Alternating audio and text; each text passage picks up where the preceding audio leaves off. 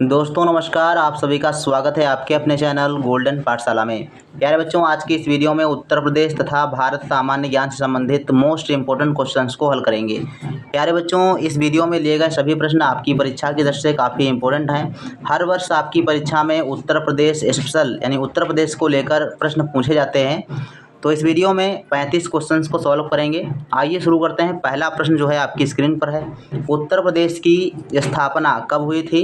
Option आपके पास हैं 24 जनवरी 1950, 29 जुलाई 1947, third option है 29 जुलाई 1997 या फोर्थ ऑप्शन है 17 जुलाई 2019। तो इसका जो राइट आंसर हो जाएगा फर्स्ट ऑप्शन 24 जनवरी 1950 ईस्वी को उत्तर प्रदेश की स्थापना हुई थी। इससे पहले इसका नाम क्या था? तो संयुक्त प्रांत था, यानी पुराना नाम क्या है? संयुक्त प्रांत या फिर यूनाइटेड प्रोविंस इसको कहा जाता था। 1950 में इसकी स्थापना होने के बाद इसका नाम उत्तर प्रदेश रखा गया था। सेकंड नंबर क्वेश्चन है, पूर्वोत्तर भारत का मैनचेस्टर किसे कहा जाता है? इलाहाबाद, अहमदाबाद, गाजियाबाद या फिर कानपुर।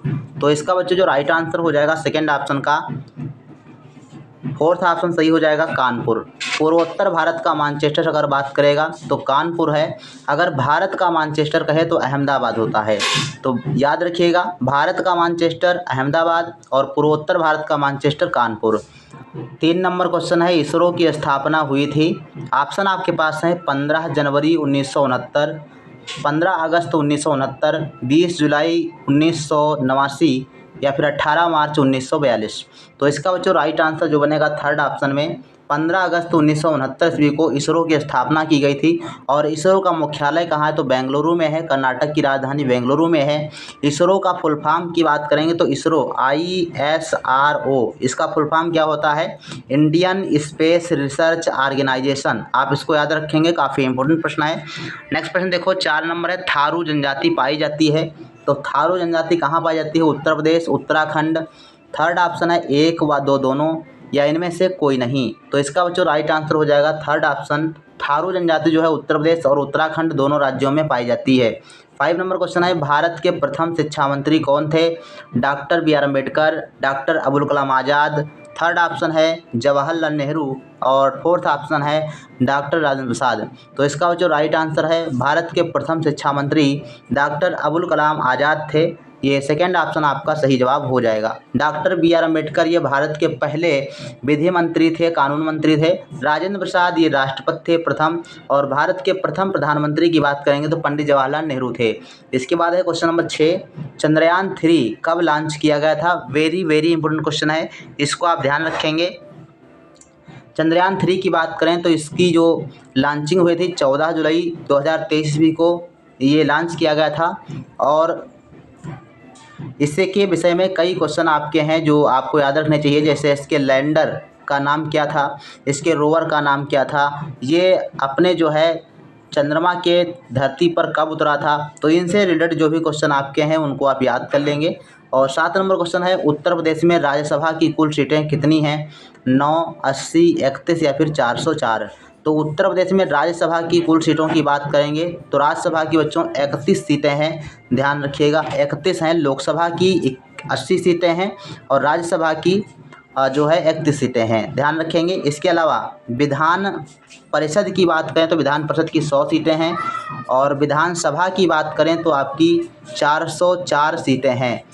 नेक्स्ट क्वेश्चन की बात करते हैं, 8 नंबर है, उत्तर प्रदेश के वर्तमान राज्यपाल हैं इंदिरा गांधी, प्रतिभा देवी सिंह पाटिल, किरण बेदी, आनंदीबेन पटेल। तो उत्तर प्रदेश के जो वर्तमान राज्यपाल हैं आनंदीबेन पटेल हैं। फोर्थ ऑप्शन आपका सही जवाब हो जाएगा। इसके बाद देखो, भारत की पहली महिला राज्यपाल थीं इंदिरा गांधी, सुचेता कृपलानी, सरोजिनी नायडू या फिर आनंदीबेन पटेल। तो आप सभी को पता है आनंदीबेन पटेल क्या है, ये भारत की उत्तर प्रदेश की वर्तमान राज्यपाल हैं आनंदीबेन पटेल। और सुचेता कृपलानी ये भारत की पहली मुख्यमंत्री रहीं। इंदिरा गांधी भारत की पहली प्रधानमंत्री हैं। और इसके अलावा सरोजिनी नायडू की बात करेंगे तो सरोजिनी नायडू ये जो है भारत की पहली महिला राज्यपाल हैं और ये उत्तर प्रदेश की राज्यपाल सबसे पहले बनाई गई थी। 10 नंबर क्वेश्चन है, उत्तर प्रदेश की राजधानी नगर है। उत्तर प्रदेश की राजधानी नगर कौन सा है? इलाहाबाद, लखनऊ, अलीगढ़ या फिर सारनाथ। तो उत्तर प्रदेश की राजधानी कहाँ है? तो लखनऊ में है। सेकेंड ऑप्शन आपका सही जवाब हो जाएगा। 11 नंबर क्वेश्चन, उत्तर प्रदेश विधानसभा के कुल सीटें कितनी हैं? हमने आपको पहले बताया उत्तर प्रदेश की जो विधानसभा है उसमें 404 सीटें हैं और विधान परिषद की जो सीटें हैं वो 400 हैं। ध्यान रखिएगा, विधानसभा ध्यान रखेंगे, विधानसभा जो है उसमें 404 सीटें और विधान परिषद की बात करेंगे तो 100 सीटें हैं।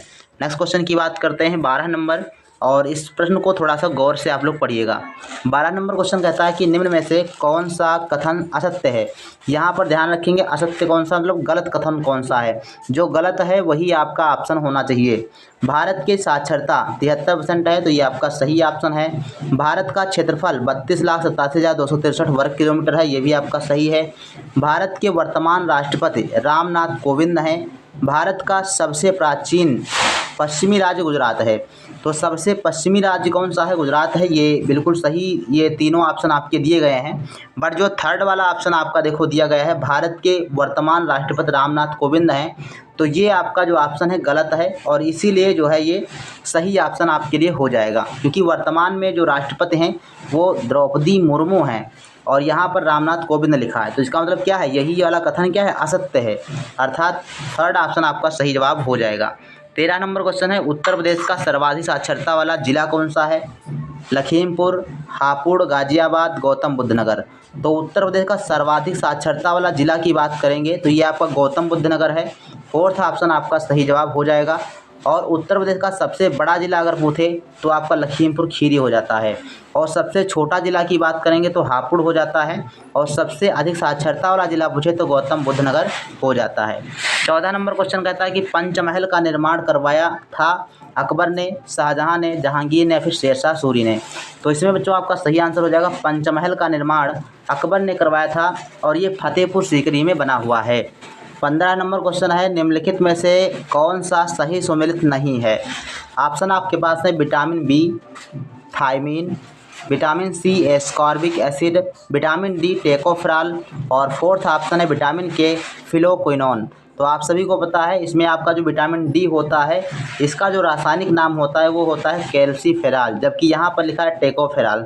तो इसमें आपका यही जो है असत्य मिलान है, मतलब सही सुमेलित नहीं है। तो राइट आंसर आपका थर्ड ऑप्शन हो जाएगा।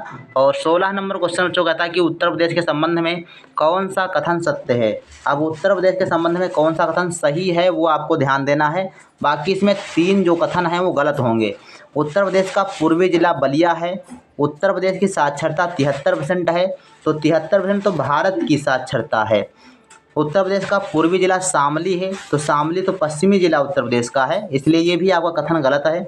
उत्तर प्रदेश में कुल जिले 73 हैं, तो 75 जिले हैं, ये भी आपका गलत है। तो कहें तात्पर्य जो आपका राइट आंसर हो जाएगा वो फर्स्ट ऑप्शन हो जाएगा, क्योंकि ये कह रहा है कि सत्य कथन कौन सा है, तो जो सही है उस पर आप टिक करिएगा। तो फर्स्ट ऑप्शन आपका सही जवाब हो जाएगा, जो उत्तर प्रदेश का पूर्वी जिला है वो बलिया है। 17 नंबर क्वेश्चन कहता है कि उत्तर क्षेत्रफल की दृष्टि से भारत का सबसे छोटा राज्य कौन सा है? तो क्षेत्रफल की दृष्टि से सबसे छोटा राज्य बात करें तो राजस्थान, उत्तर प्रदेश, सिक्किम या फिर गोवा। तो क्षेत्रफल की दृष्टि से भारत का सबसे छोटा राज्य बच्चों गोवा है, फोर्थ ऑप्शन सही जवाब हो जाएगा। सिक्किम की बात करें तो सिक्किम बच्चों ये आपका सबसे छोटा राज्य तो है, लेकिन जनसंख्या की दृष्टि से सबसे छोटा राज्य है।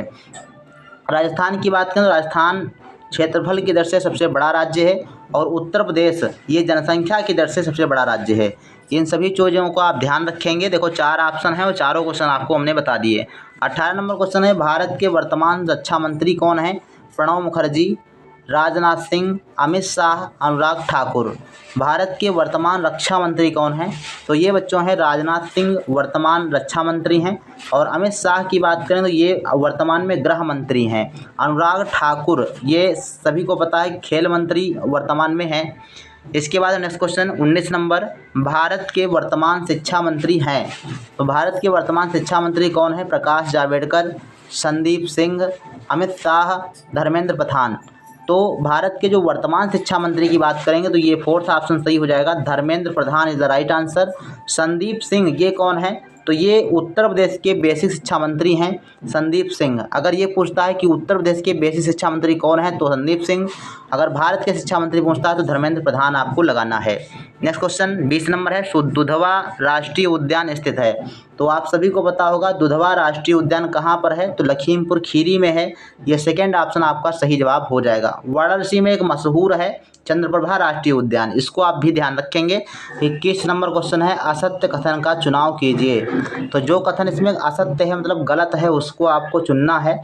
ऑप्शन है आपके पास फर्स्ट ऑप्शन 9 अगस्त 1942 को भारत छोड़ो आंदोलन शुरू किया गया था, तो ये ऑप्शन देख लीजिए। सेकंड ऑप्शन है स्वामी विवेकानंद ने रामकृष्ण मिशन की स्थापना की थी। 15 अगस्त 1947 को भारत देश आज़ाद हुआ था। 9 अगस्त 1925 को काकोरी कांड हुआ था। तो इसमें जो आपका राइट आंसर हो जाएगा 9 अगस्त 1942 को भारत छोड़ो आंदोलन शुरू किया गया था। तो इसकी डेट आप क्लियर है, 8 अगस्त को ये शुरू किया गया था, यहाँ पर 9 अगस्त लिखा गया है। तो फर्स्ट ऑप्शन आपका सही जवाब हो जाएगा। इसके बाद देखो नेक्स्ट क्वेश्चन है 22 नंबर, विश्व जल दिवस मनाया जाता है 29 अगस्त को, 22 अप्रैल को, 22 मार्च को या फिर 5 जून को। तो विश्व जल दिवस की बात करेंगे तो विश्व जल दिवस आपका 22 मार्च को मनाया जाता है। फोर्थ ऑप्शन आपका सही जवाब हो जाएगा। इसके अलावा 22 अप्रैल की बात करेंगे तो पृथ्वी दिवस मनाया जाता है 22 अप्रैल को। 29 अगस्त को राष्ट्रीय खेल दिवस मनाया जाता है और 5 जून को विश्व पर्यावरण दिवस मनाया जाता है। 23 नंबर क्वेश्चन देखो आपका दिया गया है, सही सुमेलित कीजिए। अब यहाँ पर आपको मिलान करना है और इसके बाद ऑप्शन आपके नीचे दिए गए हैं। तो 23 नंबर क्वेश्चन में देखो पीली क्रांति, तो पीली क्रांति बच्चों तिलहन उत्पादन से संबंधित है। श्वेत क्रांति की बात करेंगे तो दुग्ध उत्पादन से संबंधित है। भूरी क्रांति की बात करेंगे तो भूरी क्रांति आपकी उर्वरक उत्पादन से संबंधित है। और गोल क्रांति की बात करेंगे तो ये आलू उत्पादन से संबंधित है।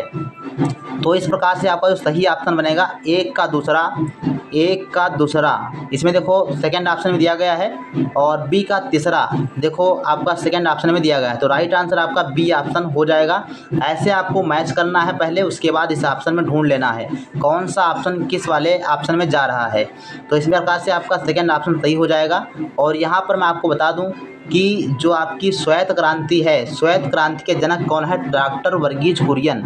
आप इसको याद रखेंगे, श्वेत क्रांति के जनक कौन है, तो डॉक्टर वर्गीज कुरियन है।